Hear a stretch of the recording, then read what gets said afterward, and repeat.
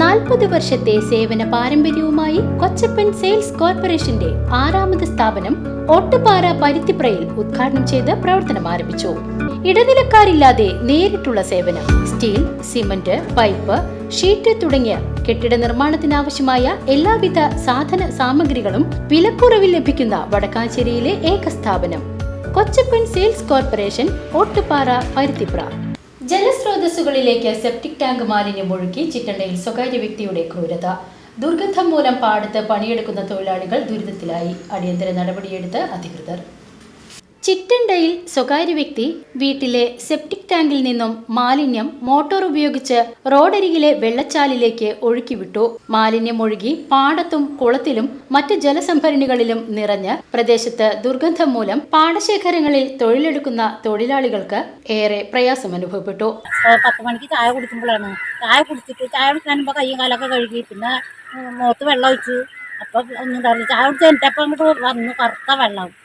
എന്തുപോലെ വെള്ളം വന്നിട്ട് മണത്തിട്ട് അവിടെ നിൽക്കാൻ പറ്റില്ല. മീനൊക്കെ എത്ര നീളമുള്ള മീനാ ചത്തുകൊണ്ടേ ഞങ്ങൾ അവിടെ നിന്നിട്ട് നിൽക്കാൻ പറ്റണ്ടേ. വേറെ കടത്തിലേക്ക് ഇങ്ങോട്ട് ഈ അറ്റത്തേക്ക് വന്നു കുറയ്ക്കാൻ മണത്തിട്ട് അവിടെ നിൽക്കാൻ പറ്റില്ല.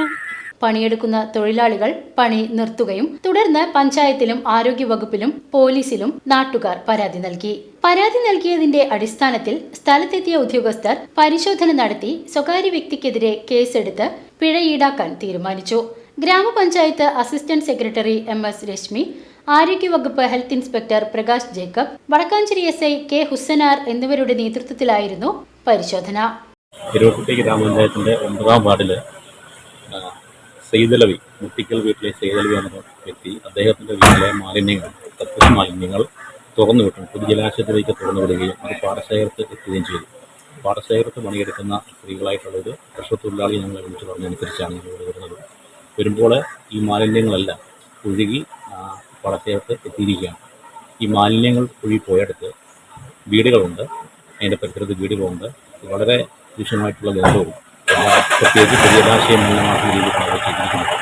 അവരുടെ വീട്ടിലെ കക്കൂസ് മാലിന്യം, അതായത് കക്കൂസ് ബ്ലോക്കായത് മാറ്റിയെടുക്കുന്നതിന് വേണ്ടിയാണ് അവർ ഈ പ്രവൃത്തി ചെയ്തത്. ഇന്നത്തെ പൊതുജനാരോഗ്യ നിയമമനുസരിച്ച് ഇവർ പ്രവൃത്തി വളരെയധികം പൊതുജനാരോഗ്യത്തിന് ഹാനികരമാകുന്നുണ്ട്. ഇവർക്ക് ആവശ്യമായിട്ടുള്ള കേസുകളെടുക്കാനും അതോടൊപ്പം തന്നെ ഫൈൻ അടിക്കാനും വേണ്ടി ഇരുവക്കുട്ടി ഗ്രാമപഞ്ചായത്ത് തീരുമാനിച്ചിട്ടുണ്ട്. VCV news, Chittanda.